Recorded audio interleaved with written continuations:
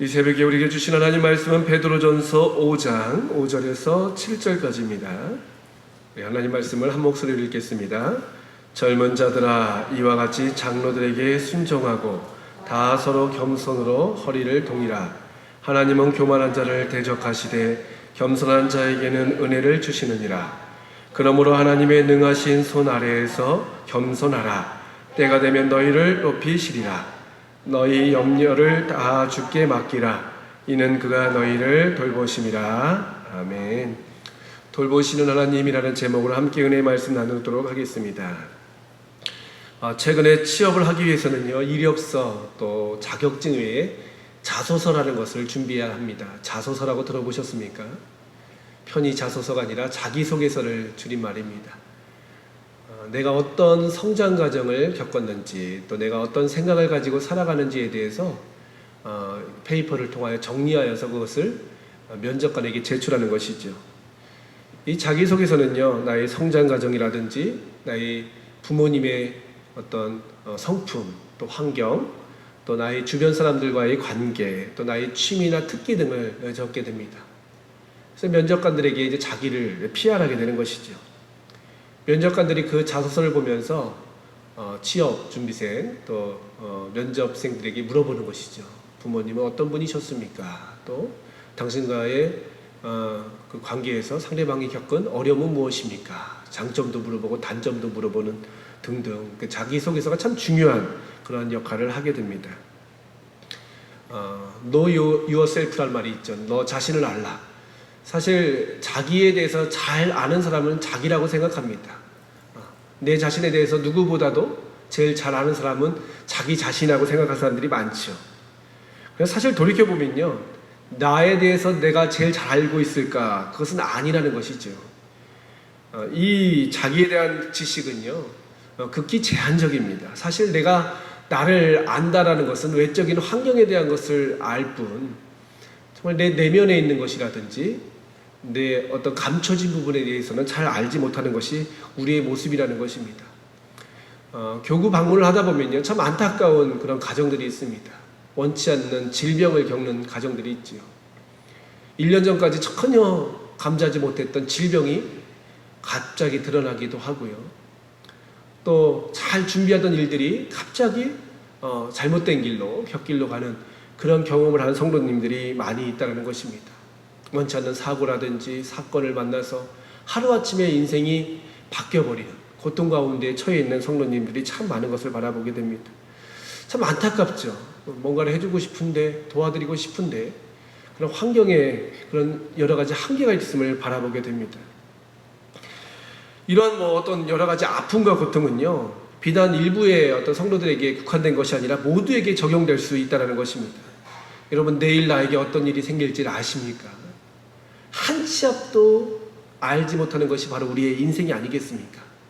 내가 나 자신에 대해서 제일 잘 알고 있다고 하지만요, 내일 무슨 일이 일어날지, 아니 한 달 뒤에 무슨 일이 일어날지, 내년에 무슨 일이 일어날지 아는 사람이 없다라는 것입니다. 뿐만 아니라 내 모습을 아는 지식에 관해서도 나보다도 어떻게 보면 배우자가 나를 더 잘 알 수도 있고, 자녀들이 나의 모습에 대해서 더 정확하게 알 수 있다는 것입니다. 근데 안타까운 것은 바로 뭐냐면요, 많은 사람들은 이러한 지식을 알지 못합니다. 내가 나를 잘 안다는 생각, 내가 나에 대해서 가장 큰 힘이 있다라는 생각을 가지고, 착각을 가지고 살아가는 사람들이 많이 있다는 것입니다. 이 어리석음, 자기 자신을 믿고 살아가는 사람들에 대해서 성경은 교만한 사람이다 라고 말하고 있다는 것입니다. 내가 나에 대해서 제일 잘 알고 있다는 것, 그것이 바로 교만이라는 것이죠. 물론 내가 연약함을 아는 것, 내가 부족함을 아는 것, 나의 죄됨을 아는 것은요, 이것을 하나님 보실 때 아름다운 지식이 될 수 있지만요, 내가 세상에서 최고 잘났다, 나에 대해서 내가 경영할 수 있다, 내가 내 인생을 아름답게 세워나갈 수 있다, 이런 생각은 교만이라는 것입니다. 이 교만은요, 윤리 도덕적인 죄악보다 훨씬 더 큰 문제다라고 성경은 말하고 있다는 것입니다. 성경에서는요, 내가 도둑질을 하거나 거짓말을 하거나 이런 죄악보다도 훨씬 더 크게 다루고 있는 그 죄가 바로 교만의 죄라는 것입니다. 그래서 하나님은요, 교만한 자를 기뻐하지 않으십니다. 오히려 죄인들이 하나님 앞에 나와서 엎드려 기도하는 것을 하나님은 긍휼히 여기시고 자비롭게 받아주시지만, 교만한 자가 하나님 앞에 나와서 예배한다는 모양을 갖는 것, 그건 하나님은 기뻐하지 않으셨다는 것입니다. 왜냐하면 교만은 불순종으로 이어지기 때문입니다. 여러분, 교만한 사람의 특징이 다른 사람의 이야기를 듣지 않습니다. 왜냐하면 내가 제일 잘났거든요. 내가 제일 똑똑하거든요. 그래서 교만은 불순종으로 이어지고, 또 이런 불순종은요, 더 나아가서 자기 신격화로 나가게 되는 것입니다. 이사야 14장이나 에스겔 28장에 보면 사탄이 어떻게 만들어지는지에 대해서 여러 가지 신학적인 근거들이 등장하는 성경인데요. 거기 보면 사탄의 특징에 대해서 딱 한 가지를 말하고 있어요. 이사야에서는 루시퍼, 계명성의 아들, 반짝반짝거리는 자, 그러니까 하나님의 그 영광을 가로챈 자다라고 설명하고 있고, 또 에스겔 28장에 보면 두루왕을 빗대어서 하나님의 자리에 올라가려는 그런 존재가 바로 사탄이었다는 것입니다. 결국 사탄이 거짓말을 하고 이거는 다 그 교만의 산물이지, 사탄에게 있어서 가장 중요한 것은 바로 뭐냐면 하나님의 자리에 오르려는 그런 교만이 있었다는 것입니다. 그래서 5절 말씀에 보니까요, 하나님은 교만한 자를 대적하신다라고 말씀하고 있는데요, 이 대적하신다는 말은 원어적으로 보면요, 반대한다라는 뜻을 갖고 있고, 또 하나의 뜻은요, 전투를 벌이신다라는 뜻을 갖고 있습니다. 하나님은요, 교만한 자를 가만 내버려 두시는 것이 아니라 단지 반대하는 것에 머무는 것이 아니라 더 나아가서 교만한 자와 싸우신다라는 의미로 해석될 수 있다는 것입니다. 특별히 이 말씀이 베드로전서에 기록되어 있다는 것이죠. 이 베드로전서는요, 로마 역사상 가장 관기가 많았던 왕이었던 네로, 이 네로는 도시 전체를 불질러버리는 사람 아니겠습니까? 그 네로가 기독교인들, 믿는 자들을 박해하기 바로 직전에 그 박해를 감지하고 믿는 자들을 향하여 쓴 베드로의 그런 사랑스러운 고백입니다. 이 성경이 쓰여진 3년 후에 베드로는 로마에서 이제 순교하게 되는 것이죠.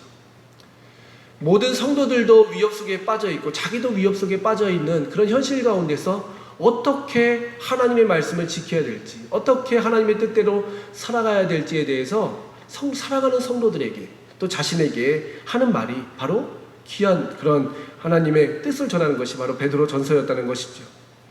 그래서 우리가 읽진 않았지만 1장 1절에 보면요, 수신자에 가리켜서 폰토스, 갈라디아, 갑바도기아, 아시아, 비두니아, 또 여러 지역에 흩어진 자들, 결국 로마 황제였던 네로의 관할 안에 있던 사람들에게 쓴 편지가 바로 베드로 전서라는 것이죠. 에베소서, 빌립보서는 한 지역에 국한된 성경 아니겠습니까? 근데 베드로는요, 이제 임박한 진도가 찾아오고 있는 거예요.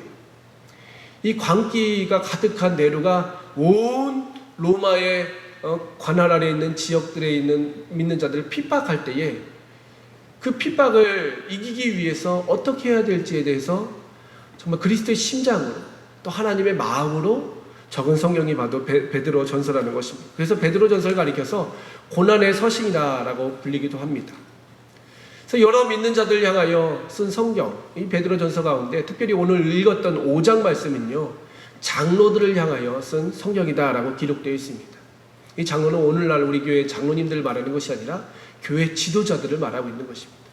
영적으로 하나님의 교회를 이끌어가고 있는 자들에게 쓴 귀한 말씀이 바로 베드로 전서 5장의 말씀이라는 것입니다. 사도 베드로는 다 다닐 수가 없습니다. 요즘처럼 핸드폰이 발달되어 있어서 영상통화를 할 수 있는 것도 아니고, 또 교통시설이 발달되어 있어서 하루아침에 여러 곳을 돌아다닐 수 있는 길도 없습니다. 그 한자 한자가 자신의 생명과 같은 그런 마음을 담아서 쓴 성경이 바로 이 성경인데, 베드로전서 5장 말씀에 보면 베드로는 교회 지도자들을 향하여 이렇게 기록하고 있다는 것이죠. 두 가지인데, 하나는 바로 뭐냐면 이 환난의 때를 맞이하기 전에 교회 지도자들은 성도들의 본이 되라라고 가르치고 있습니다. 성도들의 본이 되라. 그러니까 뭔가 환난이 닥치고 있습니다. 어려움이 닥치고 있습니다. 그러면요, 뭔가 준비해야 되지 않습니까? 싸울 준비를 하든지, 아니면 살아가야 될 그런 어떤 양식의 문제를 준비하든지, 뭐 금전적인 것을 준비하든지 뭐 여러 가지를 준비해야 될 텐데 사도 베드로는 교회 지도자들을 향하여 먼저 성도들의 본이 되라라고 가르치고 있다는 것이죠. 예수 그리스도께서 친히 제자들의 본이 되셨던 것처럼 성도들의 본이 되는 사람들이 바로 교회 지도자다라고 말씀하고 있습니다. 그러면서 또 나오는 말씀이 바로 오늘 이 말씀입니다. 이 말씀은 뭐 젊은 자들과 함께 피차간 들어야 될 말씀인데요. 주 안에서 서로 겸손하라는 거예요. 다 겸손하라는 겁니다. 그러니까 겸손이 환난을 이길 수 있는 무기다, 우리의 힘이다라고 말씀하고 있습니다. 여러분, 어려운 때를 당하면요, 우리는 뭔가 큰 액션을 취하기를 원합니다. 뭔가를 내 힘을 축적하고 뭔가 나의 어떤 능력을 과시하기 위하여 더 많은 것을 우리가 모으게 되는 것이죠. 그러나 오늘 말씀을 통하여 우리 믿는 자들에게 주는 하나님의 교훈은, 하나님의 뜻은 바로 뭐냐면 겸손하라는 거예요. 어려울 때일수록 서로 겸손하고 어려울 때일수록 서로 이 낮아진 모습, 서로 본이 되는 모습으로 살아가라라고 말씀하고 있습니다.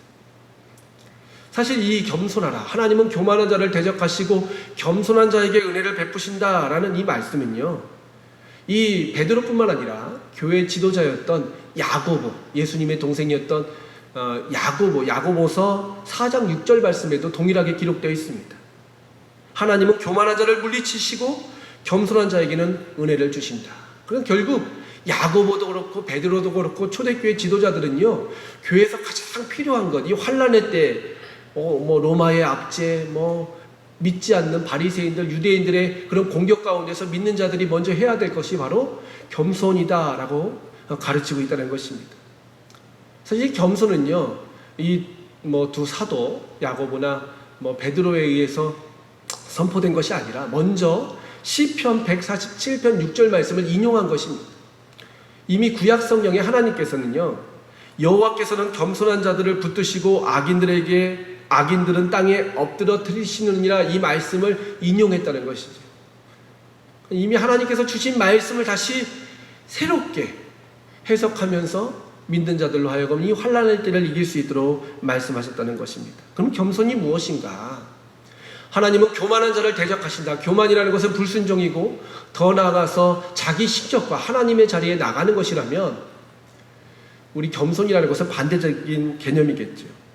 이 겸손이라는 말은 히브리적인 말을 통해서 우리가 살펴본다면, 겸손이라는 말은 아나무라는 말인데요, 구약 성경에 여러 차례 이 겸손이라는 단어가 많이 사용되어 있습니다. 그런데 어떤 곳에는 이 아나브라는 말이 겸손이라는 말로 기록되어 있지만요, 또 어떤 때에는 가난이라는 말로 기록되어 있습니다. 그리고 또 어떤 때에는 온유라는 말로 기록되어 있다는 것이죠. 그래서 겸손이라는 말을 히브리적 사고로 본다면, 이 겸손함은 온유함이고 이 겸손함은 가난함이라는 것입니다. 그러니까 내가 겸손하다는 것은요, 그냥 고개만 숙이는 것이 아니라, 사람들을 향하여 얼굴만 방긋방긋 웃는 것이 아니라 결국 내 마음이 가난한 것, 내 마음이 온유한 것을 말하고 있다는 것입니다. 예수님께서도 산상수훈을 통하여 제자들에게 먼저 선포하신 말씀이 마음이 가난한 자가 천국의 주인공이다, 천국이 그들의 것입니다 라고 말씀하고 있지 않습니까? 결국 내 마음이 뭔가 필요가 있어야 돼, 갈급함이 있어야 된다는 것이죠. 사실 여러분, 살아갈 때에 물론 믿음을 통하여 부족함이 없는 인생은 참 축복된 인생이지만, 뭔가 잘못돼 가고 있는데도 불구하고 내 마음 가운데 여전히 하나님의 자리가 없는 사람들이 얼마나 많은지 모릅니다. 하나님의 말씀 없어도, 기도하지 않고도, 하나님의 은혜가 없이도 살아갈 수 있다라고 생각하는 사람들이 얼마나 많은지 우리는 바라보게 되는 것입니다. 그래서 이 겸손이라는 것은 결국 우리가 말세 때 살아갈 수 있는 가장 귀한 우리들의 무기이자 동시에 우리들이 하나님의 뜻을 실천하기 위한 우리 하나님의 선물이 아닌가 생각됩니다. 하나님을 먼저 앞세우는 것.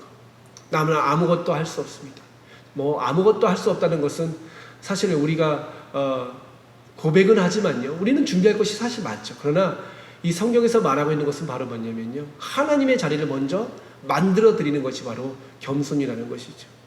내가 할 수 있음에도 불구하고, 내가 감당할 수 있다라고 생각할 수 있지만, 먼저 하나님의 자리, 먼저 하나님의 역할, 하나님의 일하심을 내가 인정해 드리는 것이 바로 겸손이라는 것이죠. 저는 말씀을 준비하면서 이스라엘 백성들이 그 홍해 앞에 섰을 때의 모습을 추억해 보았습니다. 여러분, 이스라엘 백성들이 홍해 앞에 딱 섰을 때에 여러 가지 방법이 있었겠죠. 뭐 배를 만들자, 물론 시간적으로 부족하지만 뭐 여러 가지 이야기들이 나왔을 것입니다. 아니면 우리 싸우자, 애굽 사람들과 싸우자, 아니면 빨리 돌아가자. 이쪽 홍해길이 아니라 저쪽 그 해변길을 따라서 올라가자. 뭐 여러 가지 의견이 나왔을 텐데 모세는 이스라엘 백성들을 향하여 이렇게 말하고 있는 것이죠. 여호와께서 모세가 백성들에게 이르되 너희는 두려워하지 말고 가만히 서서 여호와께서 오늘 너희를 위하여 행하시는 구원을 보라. 여호와께서 싸우시리니 너희는 가만히 있을지니라. 그러니까 결국 겸손이라는 것은 하나님의 일하심을 먼저 선포하는 것이고 하나님의 일하실 자리를 우리가 마련해 드린 것이 바로 겸손이라는 것입니다. 오늘날 우리 교회들 참 포스트 코로나 이후에 얼마나 많은 위기 속에 놓여져 있습니까? 막 뭔가를 해야 될 것 같고 막 뭔가를 준비해야 될 것, 물론 그것이 우리에게 필요하죠. 필요 없는 것은 아닙니다. 그러나 중요한 것은 바로 뭐냐면 그것보다 먼저 선행되어야 될 것이 바로 하나님의 일하심, 하나님의 자리를 만들어 드리는 것이 아닐까 생각됩니다. 하나님은 우리로 하여금 한 달란트 받은 자처럼 그 달란트를 땅에 묻고 그냥 가만히 있는 것이 아니라 주인의 뜻을 먼저 기억하고 주인의 원하시는 그 방법대로 움직이기를 원하신다는 것이죠. 그러나 우리 교만한 자들의 특징은 바로 뭐냐면 하나님의 음성 듣기보다도 내 경험, 내 지식, 어떤 나의 그런 방향대로만 살아가려고 한다는 것입니다. 사랑하는 성도님, 오늘 하루 살아간 동안에 내 뜻이 많이 있겠죠. 내 생각이 많이 있겠죠. 그러나 오늘 말씀처럼 정말 말세지마를 살아가고 있는 이때에 하나님을 먼저 앞세워 하나님의 일하심, 하나님의 그런 우리를 향하신 놀라우신 뜻을 우리들 날마다 선포하면서 또 그 뜻 가운데서 하나님의 일하심을 또 기다리면서 살아가는 귀한 은혜가 있으시기를 주님의 이름으로 축복합니다. 이 시간 다 함께 기도할 때에 하나님, 우리의 교만을 용서하여 주시고 하나님의 왕되심, 하나님의 주되심을 다시 회복할 수 있는 신앙의 삶이 될 수 있도록 인도하여 주옵소서. 모든 염려를 맡기면 주님께서 돌봐 주신다고 약속하셨는데 그럼에도 우리는 우리의 힘으로 우리의 뜻대로 인생을 살아가려 했습니다. 하나님 불쌍히 여겨주시어서 하나님의 자리를 먼저 마련해 드릴 수 있도록 인도하여 주시고 앞서 행하시는 하나님을 바라볼 수 있는 저희들의 심령이 될 수 있도록 같이 한번 기도해 주시고, 코로나19로 인하여 큰 어려움에 빠져있는 이 나라 이 민족 또 세계 열방과 민족들 위하여 같이 기도해 주시고, 오늘 매일 기도 제목입니다. 우리나라 민간이 협력하여서 지역사회 간염 확산을 막아낼 수 있도록, 또 불안과 염려에 빠져있는 우리 많은 백성들이 다 그것을 떨쳐버리고 국권이 일어날 수 있도록, 또 병약한 성도님들 위하여, 고통받는 성도들을 위하여 우리 다 같이 합심으로 기도하도록 하겠습니다. 은혜와 사랑의 하나님, 감사와 찬양 올려드립니다. 연약한 저희들에게 친히 찾아와 주시옵소서. 주님의 왕되신 주님의 주되심을 선포하며 주님께서 친히 우리 인생을 이끌어가여 주시며 감사합니다. 아버지께서 저희들과 함께하여 주시옵소서. 저희들이 하나님 날마다 살아갈 때 넘어지고 쓰러질 수 있지만 그럼에도 불구하고 우리를 붙잡아 주시는 하나님의 능력과 권세를 바라볼 수 있도록 인도하여 주시옵소서. 아버지, 모든 염려를 주님 앞에 맡기라라고 말씀하고 있습니다. 그러기 위해서 우리가 먼저 겸손하게 하여 주시옵소서. 낮아지게 하여 주시옵소서. 날마다 주님의 은혜를 구할 수 있도록 인도하여 주시옵소서. 우리들이 할 수 있는 것은 아무것도 없고 하나님만이 모든 것을 하실 수 있음을 고백할 수 있도록 역사하여 주시옵소서. 교만한 저희들의 마음, 아버지, 우리가 스스로 해결할 수 없사오니 이 시간 은혜의 빛을 비춰 주시옵소서. 우리들의 모든 완악한 마음들을 하나님 제하여 주시옵시고, 하나님 가난하고 국률한 마음으로 주님 앞에 나감을 통하여 하나님께서 부어주시는 폭포수와 같은 은혜를 경험할 수 있도록 인도하여 주시옵소서. 코로나19로 인하여 고통 가운데 있는 이 나라 이 민족 열방을 바라보게 됩니다. 인간의 지식, 인간의 문명이 아무 소용없음을 바라보게 됩니다. 아버지께서 함께 하시 않으시면 이런 작은 재앙 앞에서도 큰 하나님 위험 가운데 노출될 수밖에 없는 인생들, 주님 불쌍히 여겨주시어서 이 코로나19의 재앙을 통하여 다시 한번 자신들을 깨닫게 하여 주시고 하나님께로 나올 수 있는 귀한 또 기회가 될 수 있도록 인도하여 주시옵소서. 아버지 하나님, 우리 사랑하는 성도들 가운데 고통 가운데 있는 자들이 있습니다. 육신의 연약함으로, 경제적인 어려움으로, 또 가정 불화로, 또 여러 가지 갈등과 또 여러 가지 심적 두려움으로 아픔 가운데 있는 자들 기억하여 주시어서 오늘 하루를 살아가는 동안에 그 아픔보다 더 아파하시는 하나님을 바라볼 수 있도록 인도하여 주시고, 주님과 동행함을 통하여, 주님의 일하심을 통하여 모든 문제 가운데 소망과 또 은혜와 구원의 역사를 경험할 수 있도록 인도하여 주시옵소서.